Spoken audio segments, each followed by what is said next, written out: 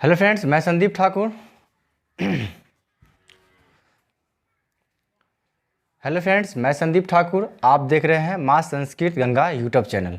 तो फ्रेंड्स, आज का जो टॉपिक है वो है गोधली भाग 2 और कक्षा 10वीं का है। अगर आप 10वीं कक्षा में पढ़ रहे हैं तो आपके लिए भी चैनल बिल्कुल ही बहुत खास है। इस पर अंत तक बने रहें और अच्छी से तैयारी कीजिए। और अगर कोई वीडियो में कोई दिक्कत हो तो आप नीचे कमेंट करके बता सकते हैं। तो चलिए समय को बर्बाद ना करते हुए और चैप्टर संख्या 1 आज पढ़ते हैं। आज हम पढ़ने जा रहे हैं जो उस चैप्टर का नाम है गोधली है, लेकिन चैप्टर का जो खास तौर पे भीमराव अंबेडकर के बारे में जानकारी लेंगे कि डॉक्टर भीमराव अंबेडकर क्या थे और कैसे थे और उसका जन्म कब और कहाँ हुआ था। ये सब जानकारी अवश्य लेंगे क्योंकि एग्ज़ाम में बिहार बोर्ड में बार बार पूछे जाते हैं जन्म और मृत्यु। ठीक है, तो आप अंत तक बने रहें। अगर कोई भी तरह की दिक्कत हो तो आप कमेंट करके बता सकते हैं। तो चलिए स्टार्ट करते हैं और एक एक स्टेप पर ध्यान दीजिएगा। ठीक है, चलिए।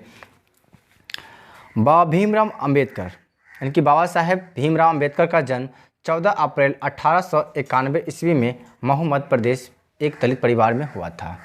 बाबा साहेब भीमराव अंबेडकर का जो जन्म हुआ था एक दलित परिवार में हुआ था और उसका जो जन्म हुआ था 14 अप्रैल 1891 ईस्वी को महू के मध्य प्रदेश नामक गांव में हुआ था, जो मध्य प्रदेश में पड़ता है। ठीक है। मानव मुक्ति के पुरोधा बाबा साहेब अपने समय के सबसे सुप्रसिद्ध जनों में से एक थे। प्राथमिक शिक्षा के बाद बड़ौदा नरेश के प्रोत्साहन पर उच्चतर शिक्षा के लिए न्यूयॉर्क अमेरिका, फिर वहाँ से लंदन इंग्लैंड गए। यानी कि बाबा साहेब जो थे ना, मानव मुक्ति पुरोधा की यानी कि अपने समय में इनके अपने क्षेत्र में सबसे लोकप्रिय और सबसे अच्छे माने जाते थे। ठीक है।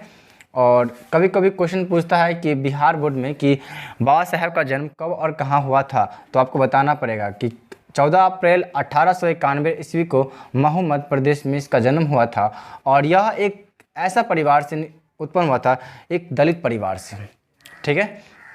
और यह अपने गांव इलाका में सबसे लोकप्रिय यानी कि सबसे सुप्रसिद्ध जनों में क्या एक माने जाते थे, मतलब अच्छा माने जाते थे। ठीक है। और बाबा साहब जो है ना, उच्चतर शिक्षा पाने के लिए न्यूयॉर्क यानी कि किसके प्रोत्साहन पर कहाँ से कहाँ गए थे, ये क्वेश्चन है आपके सामने। तो ये होगा कि उच्चतर शिक्षा पाने के लिए बाबा साहब बड़ौदा नरेश के प्रोत्साहन पर न्यूयॉर्क जो अमेरिका कहते हैं और वहाँ से क्या किया, वहाँ लंदन गए जो इंग्लैंड में पड़ता है। ठीक है। उन्होंने संस्कृत का धार्मिक, पौराणिक और पूरा वैदिक वाक्य अनुवाद के जरिए पढ़ा। क्वेश्चन बनता है कि बाबा साहेब पौराणिक और पूरा वैदिक किसके जरिए पढ़ा था, तो वाक्य में अनुवाद के जरिए पढ़ा था। ठीक है। तो चलिए आगे बढ़ते हैं। ऐतिहासिक सामाजिक क्षेत्र में अनेक मौलिक स्थापनाएं प्रस्तुत की।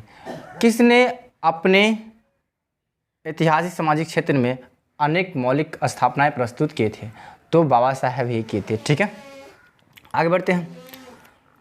सब मिलाकर वे इतिहास, मीमांसक, विधिवेता, अर्थशास्त्री, समाजशास्त्री, शिक्षाविद तथा धर्म दर्शन के विख्यात बनकर हुए।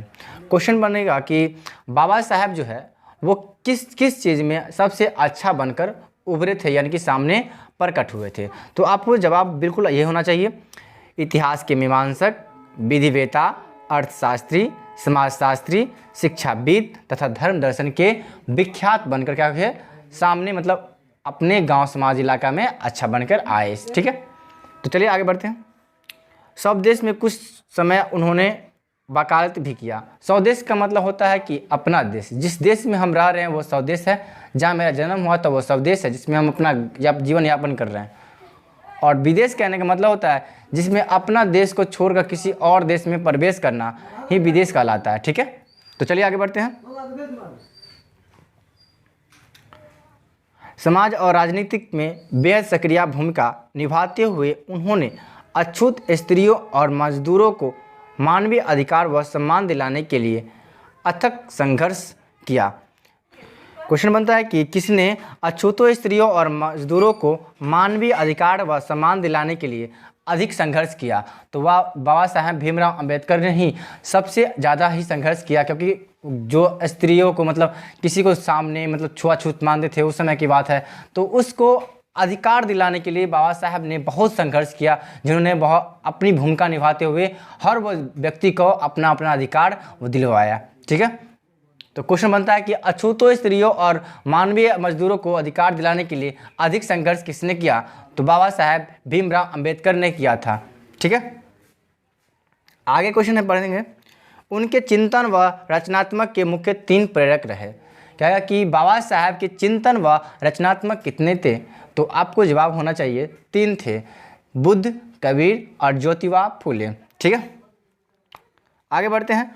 भारत के संविधान निर्माण में उनकी महती भूमिका और एक निष्ठ समर्पण के कारण ही हम आज उन्हें भारतीय संविधान के निर्माता कहकर श्रद्धांजलि अर्पित करते हैं।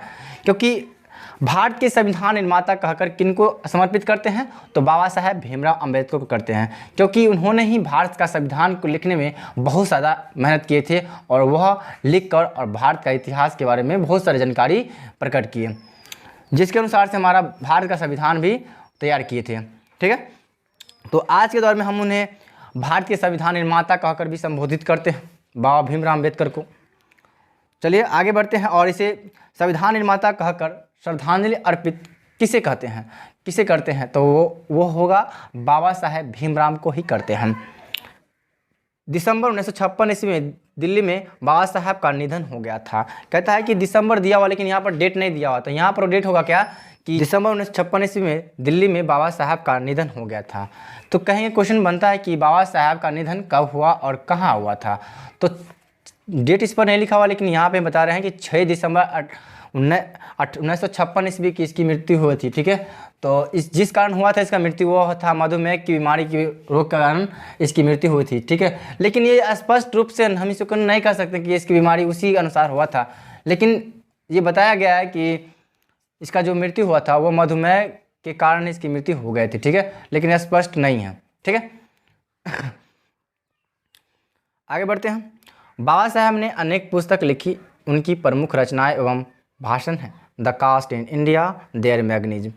बाबा साहब का सबसे संपूर्ण इनकी विख्याति भाषण कौन सा है? The caste in India, their mechanism, genesis and development, the untouchables who are they, who are Shudras, Buddhism and communism, Buddha and his Dhamma, thoughts and linguistic state, the rise and fall of the Hindu women, annihilation of cast.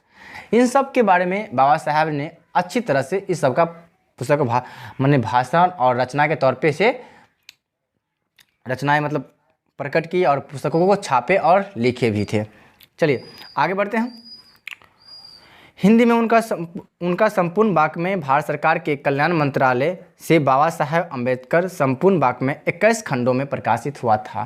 Question यहाँ बनता है कि बाबा साहब का संपूर्ण वाक्य में कितने खंडों में प्रकाशित हुआ था? तो आपको जानकारी होना चाहिए कि 21 खंडों में प्रकाशित हुआ था, और किसके अनुसार ये प्रकाशित हुआ था? तो वो था भारत सरकार के कल्याण मंत्रालय द्वारा ये प्रकाशित जारी किया गया था, जिसके अनुसार से हम कह सकते हैं कि ये वाक्य में जो है वह 21 खंडों में प्रकाशित हुआ था। चलिए यहाँ प्रस्तुत बाबा साहब का विख्याति भाषण एनिहिलेशन ऑफ कास्ट। देखिए सब अगर क्वेश्चन बहुत इजी है, लेकिन ये क्वेश्चन बार बार पूछा गया है एग्जाम में, लेकिन कहेगा कि बाबा साहब का सबसे विख्याति भाषण कौन सा है? तो आपको जवाब होना चाहिए एनिहिलेशन ऑफ कास्ट। ये बिल्कुल आपका बिल्कुल सही होना चाहिए, क्योंकि ये बिहार बोर्ड में कई बार पूछा गया है एग्जाम में। ठीक है, आगे बढ़ते हैं। एनिहिलेशन ऑफ कास्ट के ललन सिंह यादव द्वारा किए गए हिंदी रूपांतरण जाति भेद का उच्छेद से किंचित संपादन के साथ लिया गया है। यह भाषण जाति पातक तोरक मंडल जो लाहौर के सम्मेलन सन 1936 ईस्वी में अध्यक्षीय भाषण के रूप में तैयार किया गया था, परंतु इसकी क्रांतिकारी दृष्टि से आयोजक की पूर्णतः सहमति न बन सकने के कारण सम्मेलन स्थगित हो गया और पढ़ा न जा सका। कहेगा कि जाति पातक तोरक मंडल कहाँ मनाया गया था और कब मनाया था? 1936 ईस्वी को लाहौर में मनाया गया था, और इसका ललन एनिहिलेशन ऑफ कास्ट का हिंदी रूपांतरण किसने किया था? तो ललन सिंह यादव ने इसका हिंदी रूपांतरण किया था एनिहिलेशन ऑफ कास्ट का। तो आपको ये बिल्कुल समझना होगा कि क्वेश्चन बनता है, पूछा गया एक बार बिहार 2021 में कि एनिहिलेशन ऑफ कास्ट का हिंदी रूपांतरण किसने किया था, तो आपको जवाब होना चाहिए कि ललन सिंह यादव ने इसका हिंदी में ट्रांसलेट किया था। ठीक है, तो चलिए आगे बढ़ते हैं। आर्याई भाषण को जाति पातक तोरक मंडल के नाम से प्रसिद्ध किया गया था लाहौर में, जो यह सन 1936 ईस्वी में और कुछ सम्मेलन के कारण यह आगे नहीं बढ़ सका और वहाँ पे क्या किया था, उसको स्थगित कर दिया था, जिस कारण से वो आगे उसको विकसित नहीं किया गया। आगे बढ़ते हैं।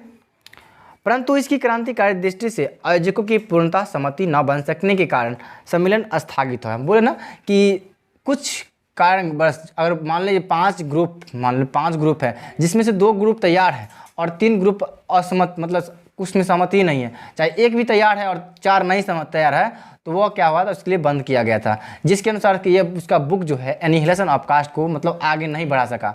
ठीक है, और उस बुक का नाम दिया गया था जाति पातक तोरक मंडल, मतलब जातियों को आधार पर क्या करना, अलग अलग बांट देना, इस पुस्तक का नाम दिया था, जिस कारण से उसको आगे नहीं बढ़ा सका। ठीक है, तो आगे बढ़ते हैं। बाद में बाबा साहब ने इसे स्वतंत्र पुस्तिका का रूप में दिया था। प्रस्तुत आलेख में भारतीय समाज में श्रम विभाजन के नाम पर मध्ययुगीन अविष्ट संस्कारों के रूप में बरकरार जाति प्रथा पर मानवीयता, नरसिंगिक न्याय एवं सामाजिक सद्भाव की दृष्टि से विचार करते हैं। जाति प्रथा के विषमतापूर्वक सामाजिक आधारों, रूढ़ पूर्वग्रह और लोकतंत्र के लिए उसकी आस्था कर प्रकृति पर भी यहाँ एक संभ्राता विधिवेता का दृष्टिकोण उभर सका है। भारतीय लोकतंत्र के भावी नागरिकों के लिए यह आलेख अत्यंत शिक्षाप्रद है। कहेंगे कि श्रम विभाजन का नाम अगर कभी भी लेंगे तो ये हमारा मध्ययुगीन वर्ष की एक विचारधारा से है, क्योंकि यह पुस्तक जो एनिहिलेशन ऑफ कास्ट का बारे में करेंगे तो यह पुस्तक मतलब आज़ादी होने के बाद इसे नाम दिया गया था, स्वतंत्र पुस्तिका के नाम से इसे संपादित किया था, जिसके अनुसार यह पुस्तक को इतना विकसित किया गया, इतना प्रचालन मतलब फैला गया कि यह पुस्तक हमारे देश में बहुत सारे काम में आए।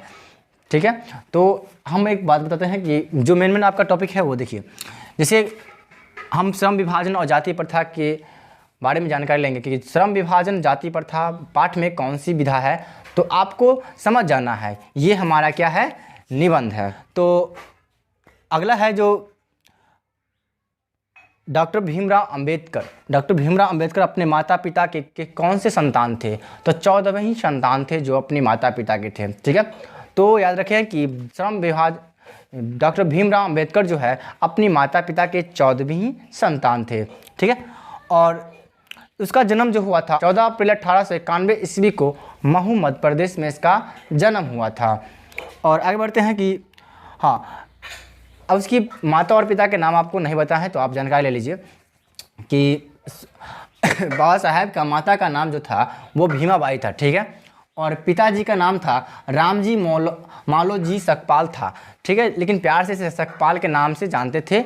डॉक्टर भीमराव अंबेडकर के पिताजी को प्यार से कहते रामजी सकपाल जी कहते। ठीक है, लेकिन इसका मृत्यु जो हुआ था बाबा साहब का 6 दिसंबर 1956 ईस्वी को दिल्ली में हुआ था, जिस कारण मधुमेह की बीमारी के कारण इसका मृत्यु हुआ था। ठीक है, तो आगे जो हम पढ़ेंगे तो आप कमेंट के अनुसार से ही मैं इस चैप्टर को आगे बढ़ाऊंगा और आप लोग कमेंट करके बताएं कि आपको ये कैसा लगा, और इसी आधार पे हम आगे जो पढ़ाने जाएंगे वो श्रम विभाजन और जाति प्रथा पाठ पढ़ाएंगे। तो कमेंट करके ही बताएंगे, तभी हम जाके उसको सिलेबस स्टार्ट करेंगे। ठीक है, तो श्रम विभाजन जाति प्रथा पाठ के लेखक कौन है, तो आपको बता देते हैं, यही है बाबा साहब भीमराव अंबेडकर है। ठीक है, तो यही चैप्टर नेक्स्ट चैप्टर स्टार्ट करेंगे, तो आप बने रहें और इस चैनल पे नए होंगे तो चैनल को सब्सक्राइब करें और लाइक करें और शेयर भी कर दें। ठीक है, ताकि जो छात्र कमज़ोर से कमज़ोर छात्र के पास पहुँचे और उसकी सुविधा ले सके। ठीक है, तो आशा करते हैं कि आपको ये वीडियो बहुत अच्छी लगी होगी।